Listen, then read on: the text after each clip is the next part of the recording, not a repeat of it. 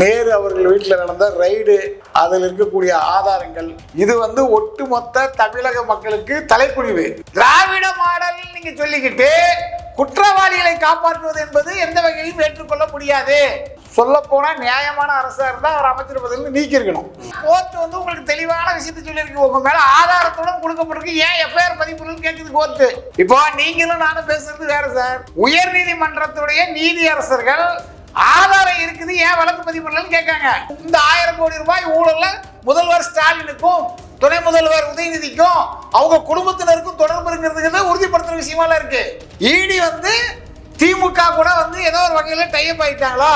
தமிழக மக்கள் ஈடியும் தமிழக அரசு ஏதோ ஒரு வகையில காம்ப்ரமைஸ் ஆகிட்டாங்க, ரெண்டு பேரும் ஏதோ ஒரு வகையில ஒத்து போறாங்க அப்படிங்கிற மாதிரி இருக்கு. நியாயப்படிக்கு தமிழக முதல்வர் மீது வழக்கு பதிவு பண்ணிருக்கணும்ல. உங்க ஆட்சி முடிவுக்கு போற கண்டிஷன்ல இருக்குது. உங்க ஆட்சி காலத்துல இது வரைக்கும் எத்தனை ஊழல்கள் நடந்திருக்கு? டாஸ்மார்க்ல 50,000 கோடி ஊழல், 1 லட்சம் கோடி ஊழல்னு சொல்றாங்க. முதல்வர் ஸ்டாலினே தவறு செய்தால் கூட அவர் மீது நடவடிக்கை கண்டிப்பாக எடுப்பார்கள். இப்ப ஸ்டாலின் ஐயா 2011 தேர்தலில் தவறு பண்ணியிருக்காருங்கிற ஒரு வழக்கு போயிட்டு இருக்கு. அதுக்கான தீர்ப்பு இந்த மாதத்துல வரும். ஸ்டாலின் அவர்கள் தேர்தலே நிக்க முடியாதுங்கிற அளவுக்கு எல்லாம் வரும் அப்படின்லாம் சொல்லப்படுது. உள்கட்டமைப்பு நாங்க முறையா பண்ணி. எந்த உள்கட்டமைப்பு பண்றீங்க? எந்த உள்கட்டமைப்பு பண்றீங்க? பாலம் கட்டுறது எங்க? பாலம் நீங்க கட்டுறீங்க. ஏற்கனவே எடப்பாடி ஐயா காலத்துல கட்டின பாலத்துக்கு உங்க மனவாடான ஜிடி நாயுடு பேரை சுண்ணாம்பு அடிச்சு வச்சிருக்கீங்க. அதை தாண்டி நீங்க சொந்தமா பில்டிங் கட்டி எதுவும் பண்ணீங்களா? மருத்துவமனை, கலைஞர் மருத்துவமனை, நூலகம், கக்குசுல கணக்குல வராதா? நிம்மதி ப்ராப்பர்ட்டி மேனேஜ்மெண்ட். கான்டாக்ட் 7667008800. வணக்கம். நம்மோடு இருந்திருப்பவர் பத்திரிகையாளர் முத்து ரமேஷ் அவர்கள். வணக்கம் சார். வணக்கம். தமிழ்நாட்டுக்கு 10 லட்சம் கோடி கடன் இருக்கு அப்படின்னு ஒரு பெரிய பிரச்சனை போயிட்டே இருந்துச்சு. 11 லட்சம் கோடி ஆயிடுச்சு. 11 லட்சம் கோடி ஆயிடுச்சு. இன்னும் கடன் வாங்கணும்னு வேற சொல்லியிருக்காங்க. ஆமா, இன்னும் 2 லட்சம் கோடி ரூபாய் நாங்க வாங்கி தீர்வோன்றாங்க. ஆமா. இந்த நேரத்துல கே நேரு மேல நீதிமன்றம் நீங்க வழக்கு பதிவு செஞ்சே ஆகணும், ஒரு 1000 கோடி அளவுக்கு ஊழல் நடந்திருக்கு அப்படின்னு சொல்றாங்க. உண்மை நிலவரம் என்ன? அங்க ஊழல் என்னதான் நடந்துச்சு?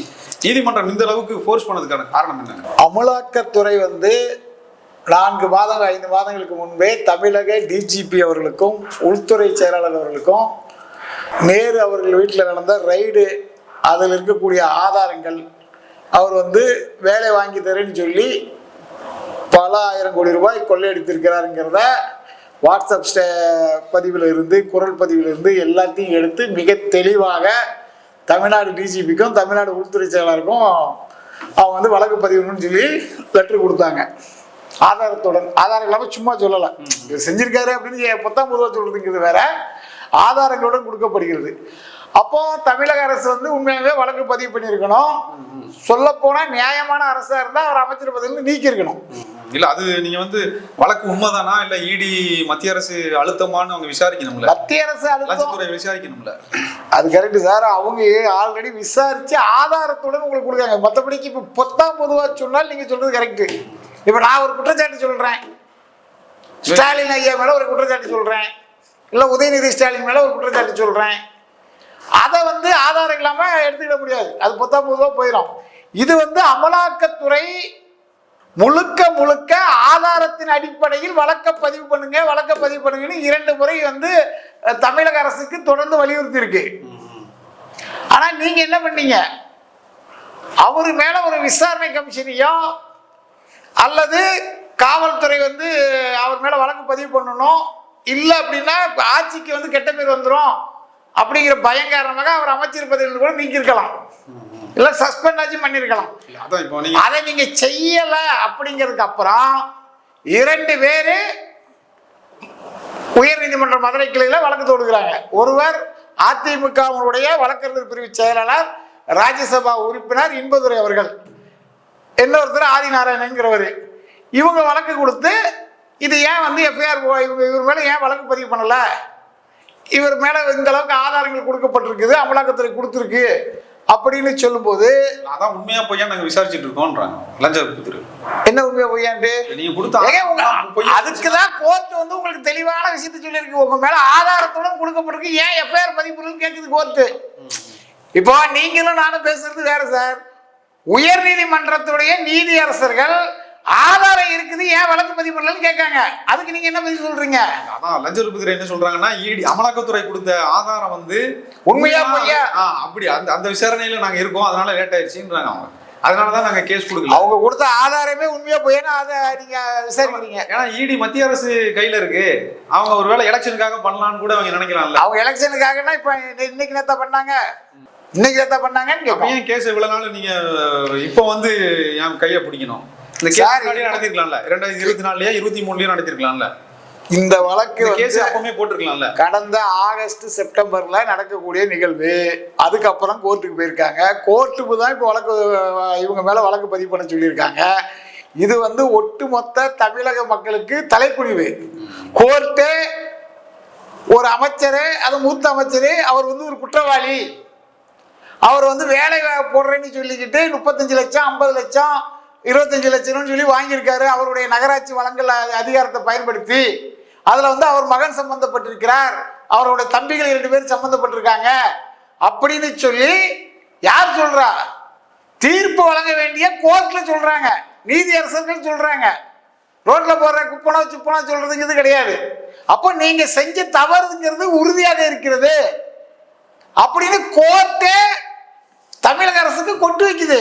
இது வந்து நம்ம வந்து தமிழ்நாட்டில் வந்து கோர்ட்ல ஆட்சியாளர்கள் போய் நிற்கிறதெல்லாம் வழக்கமாக நடந்துட்டு இருந்தாலும் இந்திய லெவலில் இது ஒரு பெரிய தலைக்குழிவா பார்க்கப்படுது. ஒரு ஆளுங்கட்சி அமைச்சர் இந்த மாதிரி தவறு பண்ணியிருக்காரு, அவர் மேல நடவடிக்கை எடுக்க சொல்லி அமலாக்கத்துறை 2-3 முறை கடிதம் கொடுத்திருக்குது. இவங்க எந்த நடவடிக்கையும் எடுக்கல. உயர் நீதிமன்றம் வந்து தலையிட்டு அவருக்கு மீது எஃப்ஐஆர் பதிவு பண்ணுங்க, வழக்க பதிவு பண்ணுங்கன்னு சொல்றதுங்கிறது ஒட்டுமொத்த தமிழர்களுக்கும் தமிழ்நாட்டுக்கும் தலைக்குழிவு. இதை ஏற்படுத்தியது யாரு? திராவிட மாடல் அரசு. திராவிட மாடல் நீங்க சொல்லிக்கிட்டு குற்றவாளிகளை காப்பாற்றுவது என்பது எந்த வகையிலும் ஏற்றுக்கொள்ள முடியாது. நீங்க நேர்மையானவராக இருந்தால், உங்க அமைச்சர்கள் ஒருவர் தவறு செய்து இருந்தால் அந்த தவறை தட்டி கேட்கணுமே தவிர, தவறு செய்தவர் மீது நடவடிக்கை எடுக்கணுமே தவிர, அவர் நீங்க காப்பாற்றுறதுக்கான காரணம் என்ன?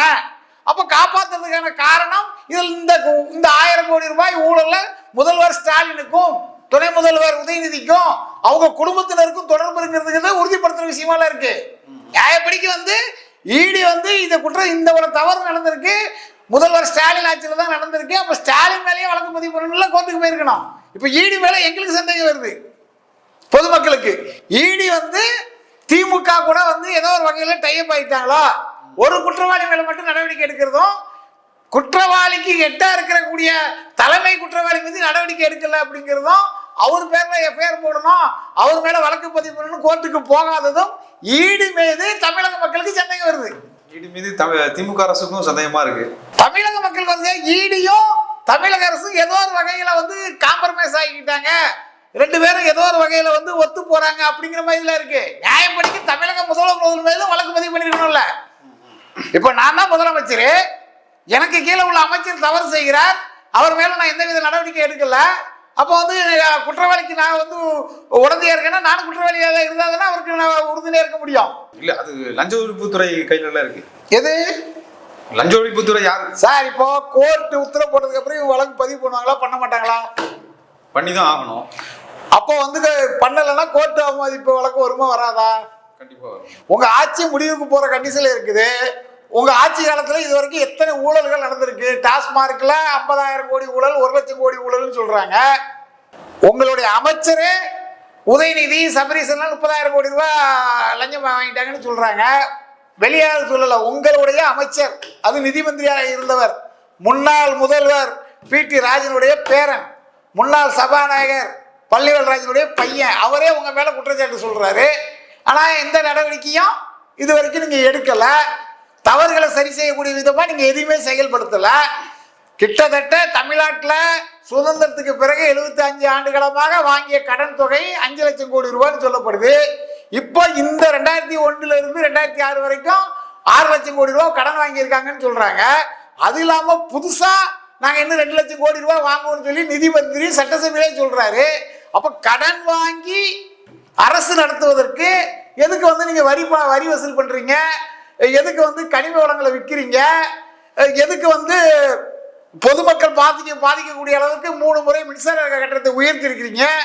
அது இல்லாம தினமும் சம்பள உயர்வு கேட்டு போராட்டம், செவிலியர்கள் போராட்டமாக இருக்கட்டும், கிராம அலுவலர்கள் போராட்டமாக இருக்கட்டும், மாற்றுத்திறனாளிகளுடைய போராட்டமாக இருக்கட்டும், டாஸ்மாக் பணியாளர்கள் போராட்டமாக இருக்கட்டும், உதவி ஆசிரியர்கள் அதாவது பகுதி நேர ஆசிரியராக இருக்கக்கூடியவர்கள் போராட்டமாக இருக்கட்டும், கிராம அலுவலர்கள், செவிலியர்கள், இப்படி எல்லாருமே போராடக்கூடிய ஒரு நிலைமையில் இருக்கு.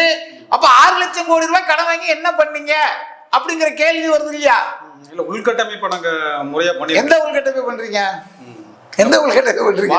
பாலம் கட்டுறது எங்க பாலம் நீங்க கட்டுறீங்க? ஏற்கனவே எடப்பாடி ஐயா காலத்துல கட்டின பாலத்துக்கு உங்க மணவாடான ஜிடி நாயுடு பேரை சுண்ணாம்பு அடிச்சு வச்சிருக்கீங்க. அதை தாண்டி நீங்க எங்க பாலம் கட்டுறீங்க? ஏற்கனவே இருந்த காமராஜர் பேர்ல இருந்ததெல்லாம் பேரை மாத்தி கருணாநிதி பேரை வைக்கிறதுக்கான முயற்சிகளை பண்ணீங்க. அதை தாண்டி நீங்க சொந்தமா பில்டிங் கட்டி எதுவும் பண்ணீங்களா? மருத்துவமனை, கலைஞர் மருத்துவமனை, நூலகம், கக்கூசுல கணக்குல வராதா? கக்கூசுல கூட கருணாநிதி பேரை வைக்கிறதுக்கான முயற்சிகள்லாம் நடந்ததை நம்ம படிக்கிறோம். கக்கூசும் உள்கட்டமைப்பு தானே. ஆமா, அதாவது அடிப்படை தேவை அதுதான். அதாவது சார், இன்னைக்கு வந்து தமிழ்நாட்டில் நடக்கக்கூடிய இந்த 4.5 ஆண்டு 5 ஆண்டு காலம் லஞ்சம் என்பது, மக்கள்கிட்ட வாங்க கைவிட்டு பணம் என்பது முறையாக இடி, சிபிஐ எல்லா டிபார்ட்மெண்ட்டும் முறையாக விசாரித்து அந்த பணத்தை ரிகவரி பண்ணினால், அரசு கருவூலத்தில் சேர்த்தால் 11 லட்சம் கோடி ரூபாய் கடனை நாளைக்கே அடைச்சிடலாம் தமிழ்நாடு அரசு. அவ்வளவு பணத்தை கொள்ளையடித்திருக்கிறார்கள் திராவிட மாடல் ஆட்சியில், திமுக ஆட்சியில், மு.க. ஸ்டாலினுடைய ஆட்சியில். இதுதான் நம்ம எல்லாரும் பார்க்க வேண்டிய விஷயமா இருக்கு. எதிர்கட்சியா இதை வந்து முன்னாடியே இந்த திட்டமிடல் வந்து 2022 23லயே அழுத்தம் கொடுத்திருந்தா இதுக்குள்ள நீங்க ஆட்சியை நீக்கி இருக்கலாமே. ஏன் எலெக்ஷன் டயத்துல நீக்கணும்? அது ஒரு சந்தேகத்தை வருது இல்ல. எலெக்ஷன் டயத்துல ஏன் இடியை வச்சு பிரஷர் பண்ணணும்ங்கிறது தான் திமுக. இப்போ நீங்க வந்து சீக்கிரமா பண்ணாலும் உடனே இப்படி பண்ணிட்டாங்கன்றது, பண்ணலனாலும் ஏன் பண்ணலங்கிறது, ஒரு ஆட்சியாளர்கள் மீது, அது மக்களாட்சி, மக்களால் தேர்ந்தெடுக்கப்பட்ட ஆட்சியாளர்கள் மீது குற்றச்சாட்டு சொல்லணும்னா முறையாக அவர்கள் மீது ஆதாரம் இருந்தால்தான் கோர்ட்டுக்கே அவங்க போயிருக்க முடியும். ஆதாரம் இருக்கிறனால தான் அவங்க கிட்ட இருக்கிற டிஜிபி கிட்டே மனு கொடுக்க முடியுது. ஆதாரம் இருக்கிறதுனால தான் தலைமைச் செயலாளர்கிட்டே அவங்க மனு கொடுக்காங்க. அப்போ ஆதாரத்தின் அடிப்படையில் இவர்கள் சரியான நபர்களாக இருந்திருந்தால் நேரு மீது நடவடிக்கை எடுத்திருப்பாங்க, மூத்த அமைச்சர் மீது. அவர் வந்து இவங்களுடைய கூட்டு களவாணிகள் எல்லாருமே வாங்குற பணத்துல பாதி முதல்வர் வீட்டுக்கோ இல்ல முதல்வருக்கோ இல்ல முதல்வர் பையனுக்கோ இல்ல முதல்வரோட மருமகனுக்கோ கொடுக்கும்போது எந்த நடவடிக்கையும் இல்லை அப்படிங்கிறத இங்க பாக்குறோம். இப்போ கோர்ட்டு தலையிட்டு இருக்கிறது நியாயம் கிடைக்கின்றதை நம்ம நம்புவோம், பார்ப்போம். இல்ல தொடர்ந்து இடி வந்து பிஜேபி என்ன செய்யுதுன்னா, எலெக்ஷன் வர்ற டயத்துல எல்லா மாநிலங்கள்லயும் இடியை வச்சு எதிர்கட்சிகளை இல்ல ஆளும் கட்சிகளை மிரட்டுறது, அந்த எம்எல்ஏக்களை மிரட்டுறதுன்னு தொடர்ந்து இதை பண்ணிக்கிட்டே இருக்காங்க. இடி சம்பந்தப்பட்ட கேஸ் எதுவுமே இது வரைக்கும் முடிவு வந்ததா இல்லை அப்படின்னு கேரளாவிலையும் அந்த கட்சி சொல்லியிருக்காங்க. எந்த கட்சி? CPM party. அதாவது சார், ஒருவன் தவறு செய்தால் அவன் வந்து நான் தான் தவறு செஞ்சேன் அப்படின்னு ஒத்துக்கிறது கிடையாது. தங்களை அடித்த கையூட்டில் ஒரு கதை ஒன்று சொல்லுவாங்க. ஹோட்டலுக்கு போனேன், சாப்பிட்றதுக்கு காசு இல்லை, என்கிட்ட 25 ரூபா தான் இருந்தது, சாப்பாடு வந்து 250 ரூபா இருந்தாலும் போய் நான் நல்லா சாப்பிட்டேன், சாப்பிட்டுட்டு காசு தர முடியாதுன்னேன், ஹோட்டலுக்காரங்களுக்கு எங்களுக்கு சண்டை வந்துருச்சு, அதுக்கப்புறம் போலீஸை வர சொன்னாங்க, போலீஸ் வந்து என்னை பிடிச்சிட்டு போகும்போது என் கையில் இருந்து 25 ரூபாய் கொடுத்தேன், அவங்க சல்யூட் அடிச்சு என்னை அனுப்பிட்டாங்க. அப்படிங்கிற மாதிரி இந்த ஆட்சியாளர்கள் தாங்கள் திருடுறதுக்காக சொல்லக்கூடிய கதை இது. இவர்கள் தெரிந்தே கொள்ளையடிக்கிறார்கள். டாஸ்மார்க்ல 10 ரூபா பாலாஜின்னு சொன்னாங்க, அதை சரி பண்ணதுக்கான ஏதாவது வேலைகள் செஞ்சாங்களா? டாஸ்மார்க் ஊழலுங்கிறது எவ்வளவு பெரிய ஊழல். கனிம வள கொள்ளை கிருஷ்ணகிரியில, தர்மபுரியில, கன்னியாகுமரியில ஒரு மலையை இல்லாம காணாம போயிட்டு, வடிவேல் படத்துல கிணறு காணுங்கிற மாதிரி மலைகளை காணவில்லை இந்த ஆட்சியில். தென்காசி, இப்படி எல்லா மாவட்டத்திலையும் கனிம கொள்ளைகள் பல ஆயிரம் கோடி ரூபாய் அங்க கொள்ளையடிச்சிருக்காங்க அப்படிங்கிற குற்றச்சாட்டுகள் தொடர்ந்து எதிர்கட்சிகளால் சொல்லப்படுகிறது, பொதுமக்களாலும் சொல்லப்படுகிறது. நமக்கு கண்ணுக்கு தெரிஞ்சு அந்த மலையை காணோம். அப்போ திருடுறது உண்மை. திருடினவன் யாரு? ஆட்சியாளர்களா இல்ல ஆட்சியாளர்களுடைய உறவினர்களா இல்ல ஆட்சியாளர்களுக்கு வேண்டப்பட்டவர்களாங்கிறத விசாரிச்சு நடவடிக்கை எடுக்க வேண்டியதுல யார்கிட்ட இருக்கு? ஆட்சியாளர்கள்ட்டே இருக்கு. திருடங்கையிலேயே சாவிங்கிற மாதிரி தவறு செய்பவர்கள்ட்டே அதிகாரம் இருக்கு. அப்போ அதை எப்படி நம்ம சரி செய்ய முடியும்? எப்படி நடவடிக்கை எடுக்க முடியும்? இல்லை, இப்போ இந்த கேனர் விஷயமா இருக்கட்டும், இல்லை கனிம வள கொள்ளையா இருக்கட்டும், இதில் எல்லாத்துலேயுமே அரசு அதிகாரிகள் சம்மந்தப்படாமல் இதை நிகழ்த்தவே முடியாது. ஏன் அரசு அதிகாரிகள் இவங்களுக்கு துணை போகிறாங்க? அரசு அதிகாரிகள், நேர்மையான அரசு அதிகாரிகள் உயிர் பயம் காரணமாக, தனது குடும்பத்திற்கு ஏதாவது பாதிப்பு வந்தது காரணமாக பயத்தின் அடிப்படையில் ஒதுங்கி போற நிகழ்வுகளை நம்ம பார்க்கிறோம். சில பேர் துணிஞ்சி ஆட்சியாளர்களுக்கு ஈக்குவலாக இல்ல 1000 கோடிங்கும் போது அரசு ஊழியர்களுக்கும் பங்கு போகாம இது நடந்திருக்கு. கண்டிப்பா பங்கு போவோம். தவறு செய்யக்கூடிய அதிகாரிகள் இருக்காங்க. இல்லாம நேர்மையான அதிகாரிகள் இருந்தா எப்படி ஆட்சியாளர் தவறு செய்ய முடியும்? அதனால இவர் ஒரு திருடன், அவர் ஒரு திருடன், அவர் ஒரு திருடன், எல்லா திருடங்களும் உட்காந்து பிரிச்சு மொத்தமா கொள்ளையடிச்சு பிரிச்சுக்கிற வேலையை தானே பார்க்காங்க. இல்ல அதான் நான் என்ன சொல்றேன், அரசு அதிகாரிகள் சம்பந்தப்படாம ஐபிஎஸ் இருக்கட்டும், இவங்க எல்லாம் சம்பந்தப்படாம ஒரு எம்எல்ஏவால எப்படி அடிக்க முடியும்ன்ற இவங்களும் சம்பந்தப்பட்டிருப்பாங்க சார். இப்போ ஏற்கனவே நம்ம வந்து பாத்தீங்கன்னா கனிம வள கொள்ளையில திருப்பூர், கோயம்புத்தூர்ல மட்டும் ஒரு நாளைக்கு 2.5 கோடி ரூபாய் லஞ்ச பணம் கொடுக்கப்பட்டு கர்நாடகாவுக்கும் கேரளாவுக்கும் கனிம வளம் கடத்தப்படுதுன்னு நம்ம பாக்குறோம். அப்ப அந்த 2.5 கோடி ரூபாய் லஞ்ச பணங்கிறது யாருக்கு போகும்? அரசு அதிகாரிகளுக்கு தானே போவோம். அப்போ அரசு அதிகாரிகளுக்கு தெரியாம எதுவும் நடக்கிறது இல்ல. இவங்க ஒரு திருடன், இவன் ஒரு திருடன், எல்லா திருடனும் சேர்ந்துதான் கொள்ளையடிக்கும். இன்னைக்கு தமிழ்நாடு வந்து 11 லட்சம் கோடி ரூபாய் 11 லட்சம் ரூபாய் இன்னைக்கு நம்ம கடனானதுக்கு காரணமே இந்த கொள்ளையர்கள் எல்லாம் சேர்ந்துதான். இல்ல நீங்க அரசாங்கத்தை மட்டும் குறை சொல்றீங்களா, இல்ல அரசுங்கிற கட்டமைப்பையும் குறை சொல்லணுமான்னு கேக்குறேன். அதான் சொல்றேன். ஆட்சியாளர்கள் இல்ல அவங்க சரியா இருந்தா மட்டும் இங்க ஆட்சியாளர்கள் சரியா இருந்தா அதிகாரிகள் தவறு செய்வதற்கு கொஞ்சம் பயப்படுவாங்க, அச்சமா இருக்கும். தவறு செய்யக்கூடிய அதிகாரிகள் தவறு செய்தாலும் கூட ஆட்சியாளர்கள் நேர்மையானவர்கள், நேர்மையான ஆட்சியாளர்கள் இருக்கும்போது நம்ம தவறு செய்யறதுக்கு பயம் இயல்பிலே வரும். ஆட்சியாளர்களே தவறான ஆட்கள், தவறு செய்யக்கூடிய ஆட்கள்னா அவருக்கு கீழே இருக்கும்போது தான் தவறு செய்யக்கூடிய அதிகாரிகள் மிக எளிமையாக தவறு செஞ்சுட்டு போயிடுவாங்களே. இது இயல்பாக நடக்கிற விஷயம் தானே. இதில் போய் நம்ம போய் அதை பற்றி ஆய்வு பண்ண வேண்டிய அவசியம் இல்லையா? தொடர்ந்து ஜெகத் ரட்சகன் மேலே கேஸ் இருக்கு, ஊழல் கேஸ் இருக்கு, பெரியசாமி மேலே இருக்குது, இப்போ நேரு மேலே இருக்குது, அவர் நம்ம செந்தில் பாலாஜி மேலே இருக்குது, KKSSR மேலேயும் இருக்குது. இப்படி தொடர்ந்து எல்லா ஊழல் கேஸ். அனிதா ராதாகிருஷ்ணன் ஏன் விட்டீங்க? உங்களுக்கு சொந்தக்காரங்க விட்டீங்களா? அனிதா ராதாகிருஷ்ணன் மேலே இருக்குது. தொடர்ந்து எல்லார் மேலேயும் கேஸ் இருக்கு. ஆனால் யாரும் கைது செய்யப்படலை. இப்ப நேரு கைது செய்யப்படுவாரா இல்ல வெறும் மிரட்டல் மட்டும்தானா? அதாவது எல்லா இதுல இவங்க எல்லாம் மக்கள் ஆதரவால் சட்டமன்ற உறுப்பினராக அமைச்சர்களாக இருக்கக்கூடிய நபர்கள். இவர்கள் மேல உள்ள நடவடிக்கை எடுக்கிறதுக்கு பல்வேறு ஆதாரங்கள் திரட்டதன் அடிப்படையில் கோர்ட்டு உத்தரவின் பேர்ல இவங்கெல்லாம் கைது செய்யப்படுவாங்க. இந்தியாவில் வந்து நீதி வந்து தாமதமாக தான் கிடைக்குது. அந்த அடிப்படையில் தாமதமாக நீதி நிலைநாட்டப்படும்.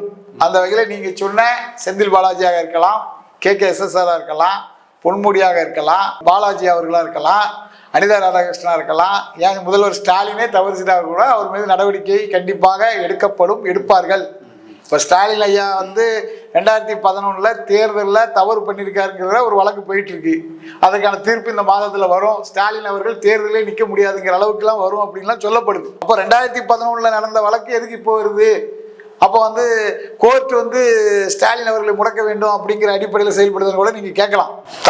இங்க வந்து என்ன பிரச்சனை? இந்திய அரசியலமைப்புல நீதி நிலைநாட்டுவதற்கு நேரம் வாய்தான்னு சொல்லி கடத்தப்படுகிறது. நிரபராதி வந்து தண்டிக்கப்படக்கூடாதுங்கிறதுக்காக அந்த டைம் அதை வந்து குற்றவாளிகளும் தங்களுக்கு சாதகமாக பயன்படுத்திக் கொள்கிறார்கள். இல்ல இப்ப நேருவோட கேஸ் எவ்வளவு ஸ்ட்ராங்கா இருக்கு. அவர் இந்த மாதங்கள்ல கோர்ட்ல நடந்த ஆர்குமெண்ட் படி கோர்ட் வந்து ஆதாரங்கள் இருக்கிறது, வழக்க பதிவு பண்ணுங்கன்னு போல்டா சொன்னதன் அடிப்படையில் நிச்சயமா வந்து நேருடைய பதவி வந்து எஃப்ஐஆர் பதிவு போட்டதுக்கு அப்புறம் அவருடைய பதவி வந்து போயிடும். அவருக்கு மீண்டும் போட்டி போறதுக்கான வாய்ப்புகள் கூட இருக்குமா இல்லையான்னு தெரியாது. அந்த அடிப்படையில் அமலாக்கத்துறை மிக சரியாக தான் நடவடிக்கை எடுத்திருக்கிறது அப்படிங்கிறது தான் பொதுமக்களுடைய பார்வையா இருக்கு. உங்களுடைய கருத்துக்களை தெளிவாக முடிச்சிருக்கோம். நன்றி சார். நன்றி.